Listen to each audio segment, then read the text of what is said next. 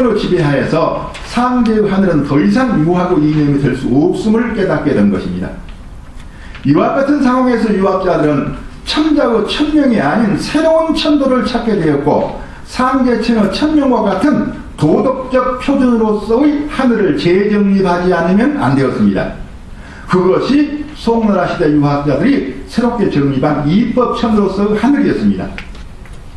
하늘을 리로 얘기하는 것, 천이라고 하는 것입니다. 인간의 지혜가 밝아짐으로써 더 이상 상계천의 명이 그 힘을 발할 수 없었던 상황에서 천자가 누려오고 있었던 천명을 더 이상 시비할 수 없었기 때문입니다. 이러한 상황에서 이제 천명은 상계의 하늘이나 천자의 하늘이 아닌 이치의 하늘로서 정립된 것입니다. 이와 같은 리의 하늘은 황제의 천명으로부터 벗어난 새로운 하늘로서 천자의 지배를 벗어난 객관성을 지닌 하늘이 다시 탄생한 것입니다. 이는 왕권으로 행사되는 천명을 다시 유학의 천명으로서 회복시킬 수 없는 상황에서 새로운 천관을 제시함으로써 하늘에 대한 새로운 정립을 이룬 것입니다. 이법천이 등장함으로써 권에 대한 이해 또한 달라질 수밖에 없었으니 이로부터 권이란 하늘의 명을 헤아리는 것이 아니라 객관적 이치에 맞는가를 헤아리는 합리적 사고로 발전하게 된 것입니다. 권도는 이게 천명의 엄숙성보다는 리를 헤아리고 이를 실행하는 현실적이고 합리성을 지향하게 되어 보다 근대적인 사고에 접근하게 된 것입니다. 조선조의 주자학은 이와 같은 리를 중시하는 사고에서 인간으로서 지켜야 할 의리를 헤아리는 경향으로 발전하게 되었으니 이것이 조선조 성리학이었습니다. 이와 같이 조선조 성리학은 리를 밝히고 도를 실현하는 것을 그 이념으로 삼았기 때문에 권도는 이게 얼마만큼 의리를 지키고 도덕적 가치를 실현하는 것인가 하는 것을 헤아리게 된 것입니다.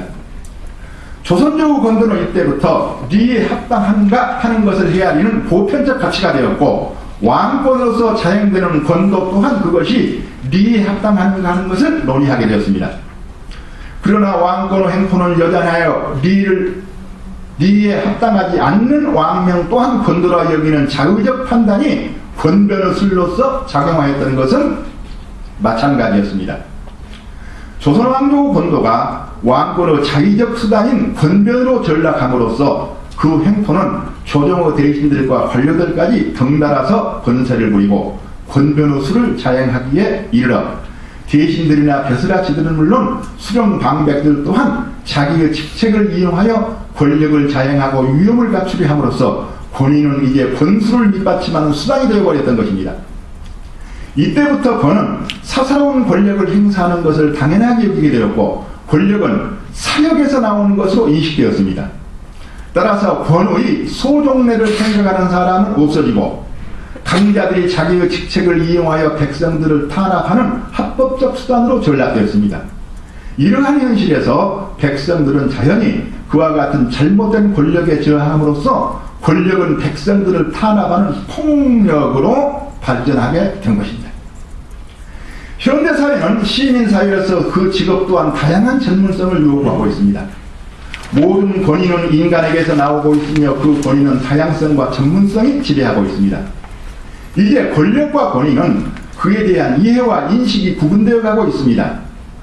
어떤 직위나 직책을 통하여 남을 복종시키거나 이를 이용하여 세력을 형성하는 현상을 권력이나 권세로 이해되는 반면 개인의 학문적인 전문성이나 기능에서 나타나는 능력을 권위라고 보는 것입니다. 미래사회는 권력이나 권세는 청산되어야 할 잔재이지만 권위는 또한 권장되어야 할 가치입니다. 현대사회는 민중이 지배하는 시민사회입니다. 따라서 올바른 판단에서 이루어진 권의식의 정립이 절실히 요구되고 있습니다. 권위란 어느 경우에 있어서도 경을 벗어날 수 없기 때문에 이는 참다운 실체 그 자체를 발현하기 위한 수단을 벗어나서는 안 됩니다.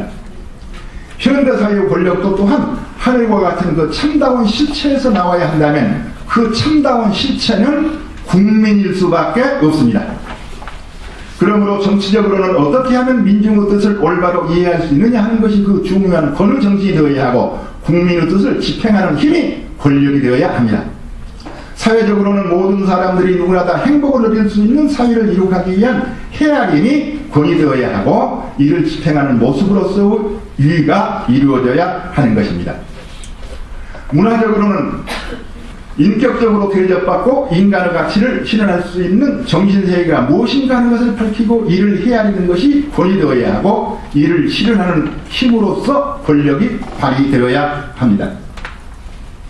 미래 사회는 국가의 권력이 지배하는 사회가 아니라 개인의 능력이 최대한으로 발휘되어야 하기 때문에 개인의 능력에서 발휘되는 권위를 더욱 높이는 사회적 가치관이 형성되어야 합니다. 시간이 됐기 때문에 지금까지 말씀드린 내용을 보면 대체적으로 다 이해할 수 있을 것입니다. 제가 결론적으로 한마디만 말씀드리겠습니다. 원래 유학에 있어서 권위라고 하는 것은 천도를 실현하는 수단인 것이고 현대사회에 있어서 권위라고 하는 것은 국민들의 의견을 발현하는 뜻이 이 또는 권력으로 제시되어야 하는 것인데 만약에 국민의 뜻을 저버리고 자의적인 권위나 권력을 행사한다고 하는 것은 권의 본래의 뜻이 아닌 폭력일 수밖에 없다. 이것은 제가 구체적으로 무엇이라고 지적하지 않더라도 제가 말씀드리고자 하는 깊은 뜻을 여러분들께서 충분히 이해할 수 있을 것이라 생각하고 제 말씀 드리겠습니다. 감사합니다. 예, 오종일 교수님의 강연 감사합니다. 좋은 강연해 주신 오종일 교수님께 다시 한번 큰 박수 부탁드립니다. 예.